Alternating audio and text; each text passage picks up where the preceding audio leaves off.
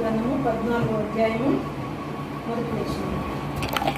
జ్ఞానముద్రాలు తన ఇల్లు కట్టును, 3 చేతులతో తన ఇల్లు ఊడబెరుకును. 31వ అధ్యాయము 10వ వచనం. 10వ వచనము 30వ వచనం కూడా కలిసి చదువుకుందాం.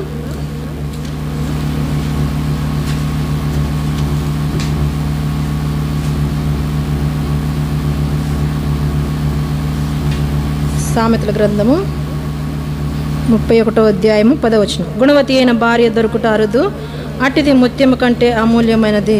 అందము మోస్కరము, సౌందర్యం వ్యర్థము, యెహోవా యందు భయభక్తులు కలిగిన స్త్రీ కొనియాడబడును. మనము ఈ సమయంలో ఈ యొక్క లేఖన భాగాలను మనం ఆధారం చేసుకొని దేవుని యొక్క వాక్యమును విందాం. ఈ సమయంలో మనము గత వారంలో కొన్ని విషయాలను తెలుసుకుంటూ వచ్చినాము. ఎవరి గురించి చూస్తూ వచ్చినాము? గత వారంలో గుర్తుందా ఎవరికైనా? దెబోరా కదా. ఆ దెబోరా కంటే కూడా దెబోరా భర్త గురించి మనం చూస్తూ వచ్చినాం. న్యాయాధిపతుల గ్రంథము 4వ అధ్యాయము. ఈమె ఎలాగ జ్ఞానవంతురాలో, దేవుడు ఎలాగ తనకు ఉన్నటువంటి జ్ఞానాన్ని ఆ సమయానికి ఆ సందర్భానికి వాడుకున్నాడో మనం లేఖనాల్లో చూసుకుందాం. ఈ సమయంలో న్యాయాధిపతుల గ్రంథము 4వ అధ్యాయము 4వ వచనం. న్యాయాధిపతుల గ్రంథము 4వ అధ్యాయము 4వ వచనం. ఆ కాలంన లప్పిదోతునకు భార్య అయిన దెబోరాను ప్రవక్తి ఇశ్రాయేలుకు న్యాయాధిపతినిగాను ఉండెను. చాలు, ఈ వచనాన్ని ఆధారం చేసుకొని మనం గత వారంలో ఈ పేరునే పలికాము, కానీ తన భర్త అయినటువంటి లప్పిదోతు గురించి మనం తెలుసుకుంటూ వచ్చినాం. లప్పిదోతు అంటే అర్థం ఏమని చెప్పుకున్నాము? దివిటి లేదా వెలుగు కదా. ఈ వెలుగు మనము ఏ రకాలుగా ఉందో, ఆ వెలుగు ద్వారా ఎలాంటి కార్యాలు జరిగినాయో గత వారంలో మనం చూస్తూ వచ్చినాం. అయితే ఈరోజు మనం దెబోరా గురించి చూద్దాం. దెబోరా గురించి చూడక మునుపు మనం ఇందాక పాట పాడుకున్నాము. ఆ పాటలో ఎంతోమంది ఎంతో త్యాగం చేస్తూ వచ్చినారు. ఈ పాట చాలా అర్థంతో కూడింది. ఈ పాటను మనం చాలా లోతుగా ఆలోచన చేస్తూ మనం జ్ఞాపకం చేసుకుంటూ వారి యొక్క త్యాగాన్ని మనము పాడుకున్నట్లయితే కన్నీళ్ళు ఆగవండి. ఎందుకంటే ఆ వ్యక్తి చేసే ప్రార్థన దేనికోసం చేస్తున్నాడంట? మా దేశమునకై విజ్ఞాపన చేస్తున్నాను. ఎందుకు మా దేశం కోసం ప్రార్థన చేస్తున్నాను అంటే, మా దేశం ఏం కావాలా? రక్షించబడాలా, మా దేశం స్వస్థపరచబడాలా అని చెప్పేసి ఆ దేశం కొరకు ప్రార్థిస్తున్నటువంటి వ్యక్తిగా ఉన్నాడు. అయితే ప్రార్థన చేసినటువంటి వ్యక్తి ఇంకా ఏమంటున్నాడో తెలుసా? కరుణించుమయ్యా, మమ్మల్ని కనికరించయ్యా, మమ్మల్ని మన్నించయ్యా. దేవుని యొక్క కనికరము, దేవుని యొక్క కరుణ, దేవుని యొక్క మన్నన. దేవుడు మన్నించకపోతే మన పాపాలను మనకేం చేయలేడు? సహాయం చేయలేడండి. మనల్ని స్వస్థపరచలేడు, మనల్ని రక్షించలేడు, మన దేశాన్ని బాగు చేయలేడు. ఇలాంటి విషయాలను ఈ పాటలో చాలా లోతైనటువంటి అర్థంతో కూడినటువంటి పాట. అంతేకాకుండా ఎంతోమంది అమరవీరులు ఏం చేసినారంట? ఎంతో త్యాగం చేసిన వారుగా ఉన్నారు. అయితే వారి యొక్క త్యాగం ద్వారానే ఈ దేశానికి ఏమైంది? కొంతైనా స్వాతంత్రం దొరికింది. ఎందుకంటే అనేకమైనటువంటి పరిస్థితులు గుండా విడిపించబోయట కొరకై ఎంతోమంది ఎన్నో త్యాగాలు చేస్తూ వచ్చినారు. వారిలో ఒక వ్యక్తిగా చూస్తే మనము విలియం కేరీ గారు ఉన్నారు. విలియం కేరీ గారు ఆ స్త్రీల యొక్క సతీగా, ఆ స్త్రీలు అంటే భర్త చనిపోయినప్పుడు తన భర్తతో పాటుగా స్త్రీని కూడా ఏం చేయాలా? దహించి వేయాలా, కాల్చి వేయాలా. అయితే ఆ చితి పైన, ఆ మంట పైన, ఆ శవం పైన తన్ను కూడా ఉంచి కాల్చాలా. అలాంటి వాటన్నిటిని కూడా అంటే దాన్ని మాపినటువంటి వ్యక్తే ఈ యొక్క విలియం కేరీ గారు. ఇంకా అంతేకాకుండా అనేక మంది చిన్న బిడ్డలు కూడా బానిసత్వంలో ఉంటే ఆ బానిసత్వం నుండి విడిపించడానికి అతడు ఎంతో తోడ్పడుతూ వచ్చినాడు. ఇంకా అంతేకాకుండా తను ఇంకా ఏం చేసినాడంట? ఈ వేద గ్రంథాన్ని ఆయన ఎన్నో భాషల్లోకి తర్జుమా చేయట కొరకై ఎంతో త్యాగం చేసినాడండి. నిజంగా ఇది చాలా ప్రాముఖ్యమైనటువంటి విషయం. ఎందుకంటే ఈ బైబిల్ గ్రంథం మన చేతిలో ఉందంటే ఎంతోమంది త్యాగం చేసినారు, ఎన్నో పరిస్థితులు గుండా వెళ్తూ వచ్చినారు. అయితే అలాంటి సమర్పణతో, అలాంటి త్యాగంతో, అలాంటి కష్టంతో వారి యొక్క జీవితాల్లో ఎన్నో శ్రమల గుండా ఈ యొక్క గ్రంథాన్ని మన కొరకు సిద్ధపరిచిన వారుగా ఉన్నారు. అయితే ఈ గ్రంథాన్ని ఏం చేస్తున్నారు? చాలామంది ఒక్కొక్కల గృహాల్లో కొన్ని అంటే 2, 3 అలాంటి గ్రంథాలుగా అంటే బైబిల్స్గా ఉంటున్నాయి, కానీ ఆ గ్రంథాలను ఏం చేయట్లేదు, వాళ్ళు చదవని వారుగా ఉంటున్నారు. అయితే నిన్న ఒక గృహంలోకి వెళ్ళాము. ఆ బైబిల్ చూస్తుంటే చాలా పాతగా ఉంది పర్లేదు, కానీ చదివినట్లుగా ఏమన్నా అనిపిస్తుందా అంటే వాళ్ళకి ఏది ఎక్కడుందో కూడా తెలియట్లేదు. ఎందుకు ఈ మాట చెప్తున్నా అంటే, బైబిల్ పాతదే అంటే ఎన్నో సంవత్సరాలు అయ్యి ఉండొచ్చు కొనుక్కొని, కానీ చదవటం అనేది ఎక్కడ ఏ అధ్యాయాలు ఉన్నది వాళ్ళకి అవగాహన లేదు. ఎందుకు ఈ మాట చెప్తున్నానంటే బైబిల్ మన చేతిలో లేదా మన ఇంట్లో ఉండటమే సరిపోదు, కానీ ఆ బైబిల్లో ఉన్నటువంటి మాటలను మనం చదివి విని గ్రహించినట్లయితే మన జీవితాలు ఎంతో మేలు పొందుతాయి. అయితే ఈ గ్రంథం మన చేతిలోకి రాగలటకు మనం చదువుతున్నటువంటి భాషలోకి తర్జుమా చేయుటకు ఎంతోమంది భక్తులు ప్రయాసపడుతూ వచ్చినారు. విలియం కేరీ గారి గురించి చూస్తే ఆయన తన పిల్లలు చనిపోయినారు. అయితే దేవుని యొక్క పరిచర్య కొరకై ఎంతో దూరం నుంచి మిషనరీగా పరిచర్య కొరకై ప్రయాసపడుతూ వచ్చినాడు. ఆ ప్రయాసలో తన బిడ్డలను కోల్పోతూ వచ్చినాడు. తన కళ్ళ ముందు తన చేతులతోనే తన బిడ్డని ఏం చేసినాడు, పాతి పెట్టాడనమాట. సమాధి చేసినాడు తన చేతులు గుంట. ఎవరైనా అలాంటి పరిస్థితి చేయలేరండి. ఎందుకంటే వాళ్ళ దుఃఖం ఆగదు, వాళ్ళ కడుపు కోత ఆగదు. ఎందుకంటే వాళ్ళు రక్తాన్ని పుట్టినటువంటి వారు కనుక ఆ త్యాగాన్ని వాళ్ళు వదిలిపెట్టలేరనమాట. అలాంటి పరిస్థితిని, ఆ త్యాగం ఎంతో గొప్పది అయినప్పటికీ తన బిడ్డలను మర్చిపోవటకు దేవుని యొక్క పరిచయనే ముందుంచుకున్నటువంటి వ్యక్తిగా ఉన్నాడు. అలాగని అందరూ తన బిడ్డలను అలా వదిలేసుకొని పోవాలా అని కాదు, కానీ అయితే వాళ్ళు వేరే ప్రాంతానికి వెళ్ళారు. దేవుని పరిచయలో నిమగ్నమై ఉన్నప్పుడు అలాంటి పరిస్థితి జరిగింది. అక్కడే వాళ్ళ బిడ్డను పాతి పెట్టాడు. ఇక తర్వాత ఇంకా కొంతమంది, ఇక తర్వాత తన భార్యకు కూడా ఎన్నో పరిస్థితులు జరిగినాయి. అలాంటి పరిస్థితులు కూడా తన భార్యను కూడా అంతగా పట్టించుకోకపోయినా దేవుని యొక్క పరిచయంలో ఇది దేవుని పని, దేవుడు చెప్పిందని మనం విడిచిపెట్టకూడదని ఆ పరిచయంలోనే ముందుకు కొనసాగుతూ ఆయన ఎంతో ఆ యొక్క బైబిల్ కొరకై, ఆ గ్రంథాన్ని ముద్రించట కొరకై ఎంతో పరిచయంలో ముందుకు కొనసాగిన వాడుగా ఉన్నాడు. ఎంతో త్యాగం చేసిన వాడుగా ఉన్నాడు ఆ విలియం కేరీ గారు. ఇంకా అంతేకాకుండా చూస్తే ఇంకా ఎవరున్నారంట, తోమా గారు ఉన్నారు కదా. యేసు ప్రభు శిష్యుడైనటువంటి తోమా గారు ఉన్నారండి. ఈ తోమా గారు తన జీవితంలో తను కూడా ఆ యొక్క యెరూషలేము ప్రాంతంలో ఉన్నటువంటి తోమా, యేసు ప్రభు శిష్యులు 12 మందిలో ఇతడు ఒక తోమా. ఇతనికి ఇంకొక పేరు కూడా రాయబడింది. ఏం పేరు అంట, దిదుమా కదా. అయితే తన పేరు కూడా ఇంకొక పేరుగా రాయబడింది అనమాట. ఆయన పేరు దిదుమా అని ఒక పేరు కూడా ఉంది తోమా గారికి. అలాంటి పేరు కలిగినటువంటి వ్యక్తి దిదుమా అనబడినటువంటి తోమా తన జీవితంలో తను కూడా యేసు ప్రభువుని రక్షకునిగా అంగీకరించాడు. దేవుని కొరకు శిష్యుడిగా చేయబడి దేవుని యొక్క పరిచయంలో 3.5 సంవత్సరాలు తనతో కొనసాగుతూ ఉండి ఎన్నో విషయాలను తెలుసుకొని ఇంకా దేవుని కొరకు చివరికి సాక్షిగా నిలబడే కొరకై తన జీవితంలో ఎంతో త్యాగం చేసినాడండి. ఒకప్పుడు తనకు విశ్వాసం లేదు. ఎందుకంటే మనలాంటి మానవుడే కనుక కొన్ని పరిస్థితులు చూస్తూ ఉంటే సందేహంగా, అంటే అపనమ్మకంగా ఉండే పరిస్థితులు అనమాట. అలాంటి పరిస్థితుల్లో ఈ సందర్భం ఎక్కడ కనబడుతుంది అంటే మనకు యోహాను సువార్తలో కనబడుతుంది. మత్తయి సువార్త, మార్కు, లూకా, యోహాను 4 భక్తులు కూడా వాళ్ళు చక్కగా రాస్తూ వచ్చినారు. అవి రిఫరెన్స్తో సహా ఉన్నవి. మత్తయి సువార్త 10వ అధ్యాయంలో, మార్కు సువార్త 3వ అధ్యాయంలోను, తర్వాత లూకా సువార్త 5, యోహాను సువార్త 11వ అధ్యాయం. ఇలాగా తోమా గారి గురించి కనబడుతూ ఉంటుంది, తోమా అనే పేరు. అయితే చివరిగా యోహాను భక్తుడు చాలా క్లియర్గా వివరంగా తన యొక్క జీవితాన్ని వివరించిన వాడుగా ఉన్నాడు. ఎందుకు అలాగ వివరించినాడంటే తోమా గారు యేసు ప్రభు యొక్క శిష్యుడే, యేసు ప్రభు వారితో ఉన్నటువంటి వ్యక్తే, యేసు ప్రభు యొక్క బోధలు ఎన్నో ఆచరణ కార్యాలు చూసినటువంటి వ్యక్తే. అటువంటి వ్యక్తి అయినప్పటికీ తన జీవితంలో చక్కగా ఎలాగున్నాడంటే తన జీవితంలో ఇంకా ఆత్మీయంగా ఎదగలేని స్థితిలో ఉన్నాడు. ఇంకా తన జీవితంలో ఎలాగున్నాడంటే యేసు ప్రభు తిరిగి లేచాడని తన తోటి శిష్యులు చెప్తా ఉన్నప్పుడు ఏమనుకున్నాడంటే లేవలేదని అనుకున్నాడు. ఎంతో అనుమానంతో ఉన్నాడు. ఎందుకు అనుమానంతో ఉన్నాడంటే యేసు ప్రభు పట్టబడిన తర్వాత ఆ శిష్యులతో కలిసి లేడండి. ఇక తర్వాత ఇలాగా దూరం అవటం ద్వారా తన జీవితంలో అవిశ్వాసం ఏర్పడింది. ఎందుకంటే దేవుని ప్రజలతో రక్షింపబడిన వారు ప్రాముఖ్యంగా ఈ విషయాన్ని చాలా జాగ్రత్తగా గమనించాలి. ఎందుకంటే రక్షించబడిన తర్వాత దేవుని బిడ్డలతో సహవాసం కలిగి ఉండాలా, దేవుని సన్నిధిని కలిగి ఉండాలా, దేవుని యొక్క వాక్యంతో కలిగి ఉండాలా. అప్పుడు మాత్రమే ఆత్మీయంగా దేవుని యొక్క విషయాలను గ్రహించి ముందుకు కొనసాగలుగుతాము. ఒకవేళ లేదండి, మేము కూడా ప్రభువుని నమ్ముకున్నాము, దేవుని యొక్క వాక్యం తెలుసు, చదువుకుంటున్నాము, మేము దేవుని సన్నిధికి వెళ్ళకపోయినా, ఎవరితో సహవాసం లేకపోయినా మేము బాగానే ఉన్నామండి అని అనుకుంటున్నారేమో. అది చాలా తప్పండి. ఎందుకంటే దేవుని యొక్క వాక్యం తెలియజేస్తూ ఉంది. ఎందుకంటే యేసు ప్రభుతో ఉన్నటువంటి వ్యక్తే శిష్యుల్లో ఒకడైనటువంటి తోమా గారు శిష్యులతో లేడు. ఆ దినాల్లో యేసు ప్రభు వారు చనిపోయి తిరిగి లేచారు, కానీ ఆరోహణమైనాడు కనుక తర్వాత నేను తండ్రి యొద్దకు వెళ్ళలేదు అంటే ఆ చనిపోయి తిరిగి లేచిన తర్వాత యేసు ప్రభు వాళ్ళతో ఒక మనిషిలాగా కనబడలేదు కనుక అప్పుడు తన జీవితంలో ఏం ఏర్పడిందంటే అవిశ్వాసం ఏర్పడింది. ఈ అవిశ్వాసం వలన తను ఏమైపోయినాడంటే దేవుణ్ణి నమ్మలేకపోయినాడు.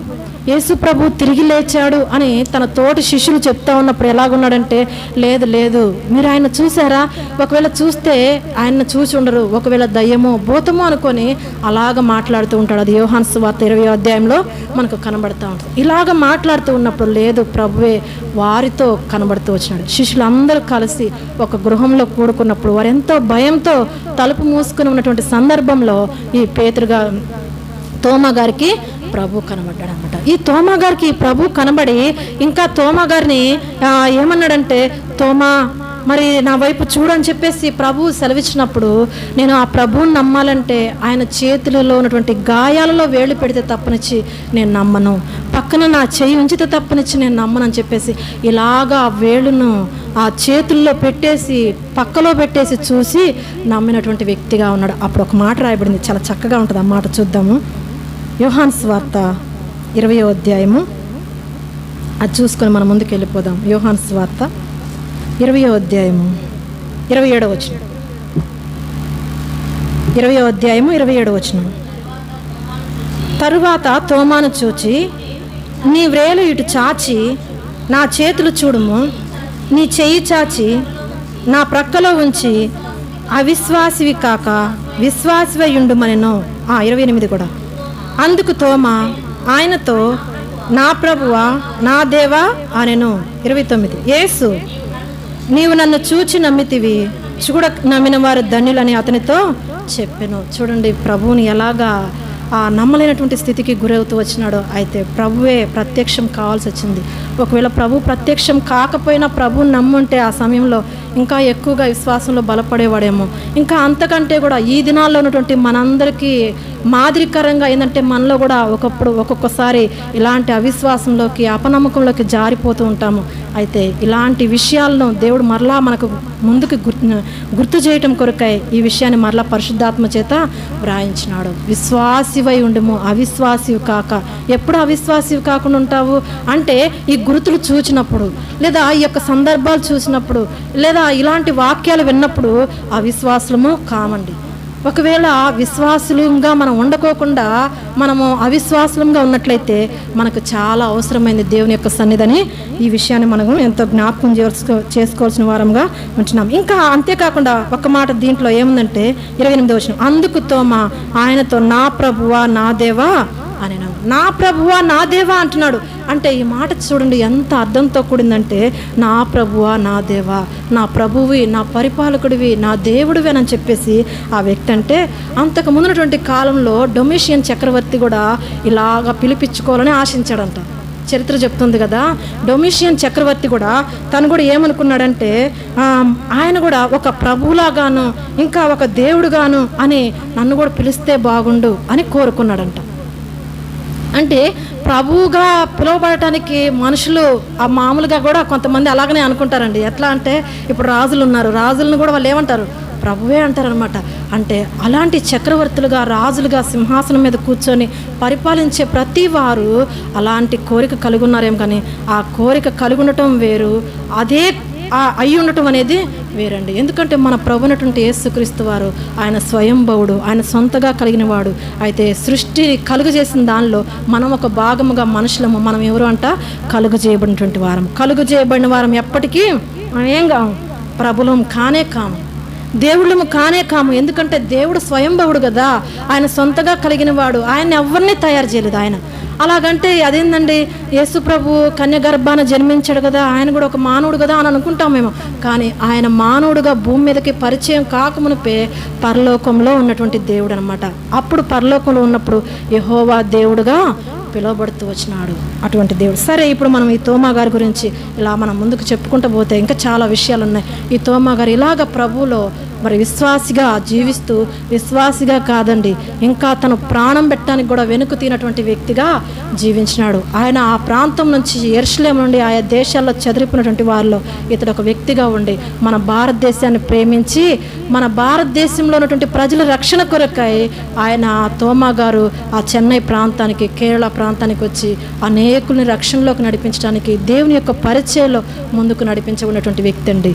ఆయన మొదటిగా ఆరంభించినటువంటి పరిచయంలో మధ్యలో ఒక నదీ ప్రాంతాన బ్రాహ్మిన్స్ అనే వాళ్ళు ఆ సంధ్యావందనమని వాళ్ళు సూర్య దేవతలను అంటే సూర్యుని నమస్కరిస్తూ ఉన్నప్పుడు ఆ యొక్క నీటిలో ఉండి వాళ్ళు ఆ నీళ్ళను పైకి వేస్తూ ఉన్నప్పుడు వారు ఏమనుకున్నారంటే నా దేవునికి నేను ఇవి అర్పిస్తున్నానని చెప్పేసి ఇస్తున్నానని వాళ్ళు అలాగా సూర్యునికి వెళ్ళి చూస్తూ వందనాలు చేసుకుంటూ ఉన్నారు. కానీ ఆ విషయాన్ని నదీ ప్రాంతంలో తిరుగుతున్నటువంటి వ్యక్తిగా తోమా గారు చూసినాడు, గమనించి వాళ్ళను పరిచయం చేసుకున్నాడు.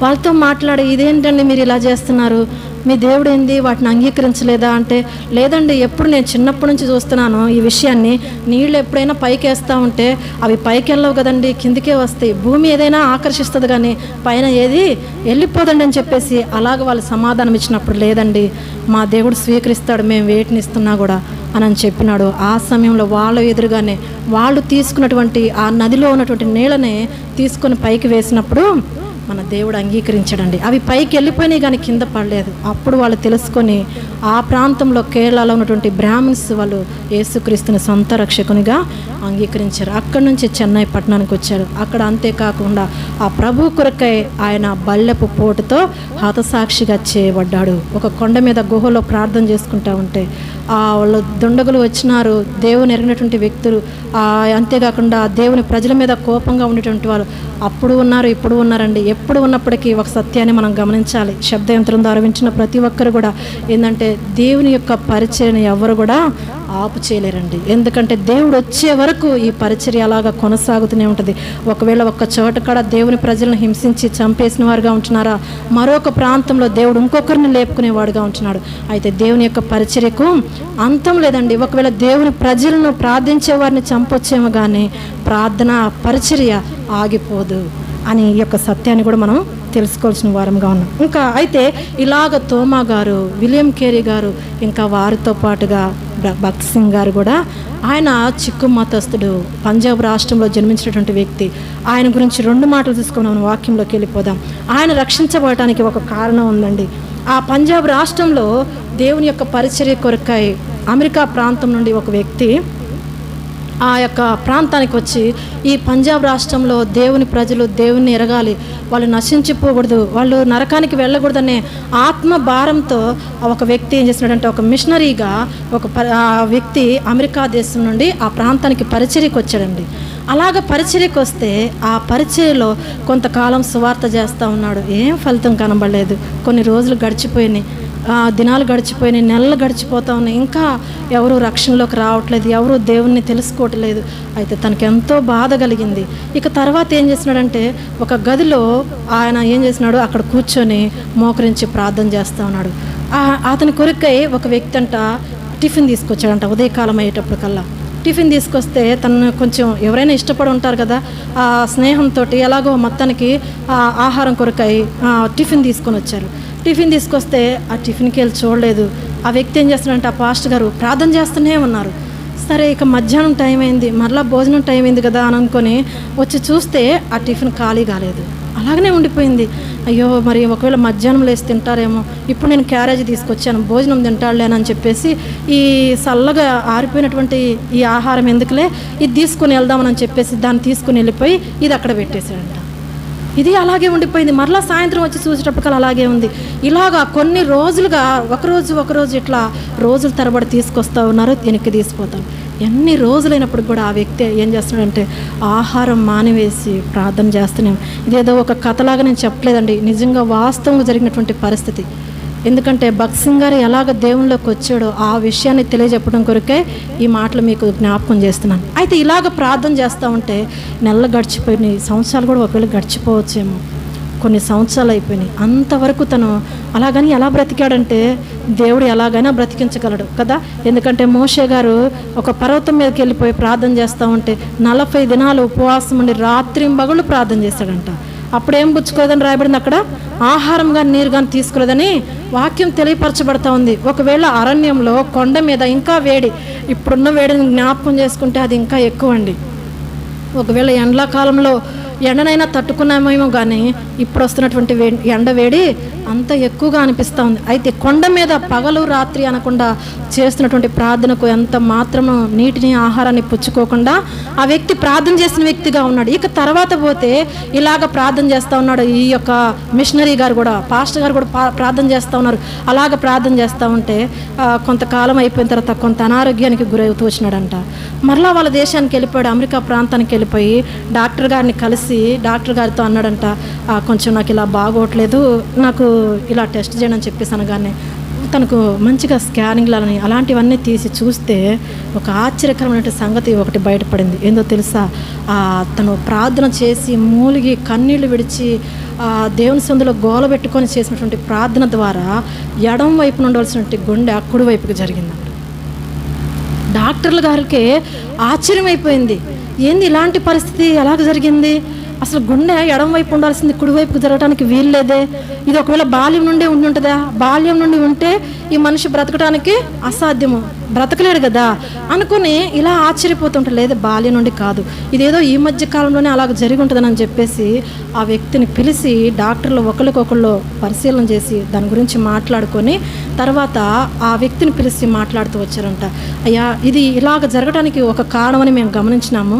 ఏంటంటే ఆతృతతోటి, టెన్షన్ తోటి, ఇంకా ఎక్కువ బాధతోటి లోపల ఒకలాంటి పెట్టుకొని ఇలాగా ఒకవేళ ఒకటే మాట్లాడటం కానీ, ఒకవేళ ఏదన్నా కానీ టెన్షన్ పడతా ఇలా చేస్తూ ఉంటున్నావా, ఇలాగ చేస్తున్నట్లయితేనే ఈ గుండె ఇట్లా పక్కకు జరగటానికి అవకాశం ఉంది, కానీ లేకపోతే లేదండి అని చెప్పేసి అన్నాడు. అప్పుడు తను అన్నాడు కదా, నేను క్రైస్తవుని, నేను ప్రార్థన చేసేవాడు అని చెప్పినప్పుడు, అయితే నువ్వు ఇలాగా ప్రార్థన చేయడానికి వీల్లేదు, నువ్వు అలాగనే భారంతో, ఆతృతతో, ఇలాంటి వేదనతో, కన్నీటితో ప్రార్థన చేస్తున్నావా మూలుగుతోటి, అయితే నువ్వు ఎంతో కాలం బ్రతకవండి, నీకు హార్ట్ ప్రాబ్లం వచ్చింది, అయితే ఇంకా హార్ట్ అటాక్ వచ్చేసి నువ్వు చనిపోయే పరిస్థితి అంటే, లేదు నేను చనిపోయినా పర్లేదు కానీ ఖచ్చితంగా నేను అలాగనే ప్రార్థన చేస్తాను అన్నాడు. తను వెళ్ళిపోయాడండి. వెళ్ళిపోయి అలాగనే ప్రార్థన చేస్తున్నాడు. కొంతకాలం అయిపోయిన తర్వాత ఆ ప్రార్థించే వ్యక్తి చనిపోయాడు. ఆ ప్రాంతం కొరకు, పంజాబ్ రాష్ట్రం కొరకు ప్రార్థించినటువంటి వ్యక్తి చనిపోయాడు. ఇప్పుడు చనిపోయాడు కానీ ఆ ప్రాంతంలో బలమైన మంచి సాధనాన్ని దేవుడు ఏర్పాటు చేసుకున్నాడండి. ఆ వ్యక్తి పేరే బ్రదర్ భక్త్ సింగ్ గారు. అంటే ఈ చిక్కు మతస్థుండి దేవుడు లేపుతూ వచ్చినాడు. అతను ఆ ప్రాంతంలో నిలబడలేదు ఎక్కువ కాలము, తన చదువు నిమిత్తం వేరే ప్రాంతానికి వెళ్ళిపోయాడు. అయినప్పటికీ ఆ వ్యక్తి ఎక్కడున్నప్పటికీ దేవుని యొక్క దృష్టిలో ఉన్నాడు, దేవుని యొక్క ఏర్పాటులో ఉన్నాడు, దేవుని యొక్క సంకల్పంలో ఉన్నాడు కనుక దేవుడు తనను వదిలిపెట్టలేదు. ఆ వ్యక్తిని రక్షించుకున్నాడు. ఆ వ్యక్తిని రక్షించుకోవటం వలన ఇందాక మనం పాడుకున్నాం ఆ పాటలో ఏమైందంట, వేల సంఘాలు కట్టబడుతూ వచ్చినాయి. ఒక్క వ్యక్తి రక్షింపబడట కొరకు ఒక వ్యక్తి త్యాగం చేస్తూ వచ్చినాడు. తన జీవిత కాలం అంతా ప్రార్థించే వ్యక్తి చనిపోయాడేమో కానీ ప్రార్థన చచ్చిపోలేదు, ప్రార్థన నిరర్ధకము కాలేదు, ప్రార్థన వ్యర్థము కాలేదు అంటానికి ఇది ఒక రుజువండి. మనం కూడా ఏమనుకుంటాం, మనం ప్రార్థిస్తున్నాం కదా, ప్రజలు లేరు కదా, ఈ ప్రాంతంలో లేరు కదా, ఒకవేళ మన మందిరంలో లేరు కదా, మన గృహాల్లో లేరు కదా ప్రార్థించే వాళ్ళు, లేదా ప్రార్థనకు ఆశ కలిగే వాళ్ళని మనం ఒకవేళ నిరుత్సాహపడతామేమో కానీ ప్రార్థన ఎప్పటికీ ఏం కదంట, నిరర్ధకము కానేరదు. ఎందుకంటే మనకు ఆదర్శంగా, ఒకవేళ ఇది ఒక మాదిరికరంగా ఆ వ్యక్తి గురించి మనము వింటూ వచ్చినాం. అయితే మన జీవితాల్లో కూడా అలాంటి ఆసక్తి కలిగినటువంటి వారంగా ఉన్నట్లయితే మన ప్రార్థనలో కూడా ఏదో ఒక దినాన మనము ప్రతిఫలము చూడగలము. అందుకనే దేవుని యొక్క వాక్యం ఏమని తెలియజేస్తూ ఉంది, నా ఆహారం నీటి మీద వేడి, అది చాలా దినముల తర్వాత కనబడును. ఆహారం నీటి మీద వేస్తే అది చాలా దినాల తర్వాత కనబడుతుంది. అసలు వేయకపోతే ఏం కనబడుతుంది? మొన్న మధ్య ఒక మీటింగ్లో దైవజనుడు చెప్తా ఉన్నాడు, మనము బతికినంత కాలంలో రోజుకి ఎంతమంది గురించి ప్రార్థిస్తున్నామో అది పూర్తిగా లెక్క అప్పగించాలి. ఉదయం ఎంతసేపు చేసినామో, సాయంత్రం ఎంతసేపు చేసినామో, దేవుని సన్నిధిలో ప్రార్థన ఎంతమంది గురించి ప్రార్థించామో అవన్నీ లెక్క దేవునికి అప్పగించాలి. అందుకనే ప్రకటన గ్రంథంలో ఒక మాట రాయబడింది, మనము గత ఉన్నటువంటి స్థలంలో కూడా చూస్తూ వచ్చినాము. అంటే ఆలయమును లెక్క పెట్టాలా, ఆలయంలో పూజించే వారిని లెక్క పెట్టాలా, వారిని కూడా లెక్క పెట్టాలి. అందుకనే గుండు మట్టం అనని లేఖనాల్లో రాయబడుతూ వచ్చింది. అంటే మన అందరినీ లెక్క పెట్టే సమయము, అదంతా కొలత వేసే సమయము అది ఎంతో దూరంగా లేదండి, చాలా సమీపంగా ఉంది.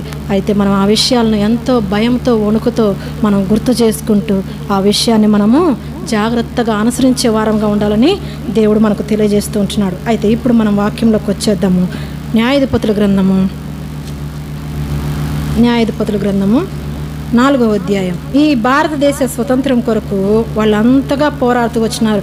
కానీ ఈ దినాల్లో స్వాతంత్రం ఉందా అంటే ఎక్కడికి వెళ్ళాలన్నా భయమేనండి. స్త్రీలకి ఎవరికైనా ఆవిడ, పిల్లలకి, పెద్దవారికి, వృద్ధులకి అందరికీ భయమే. ఒకవేళ ఏదన్నా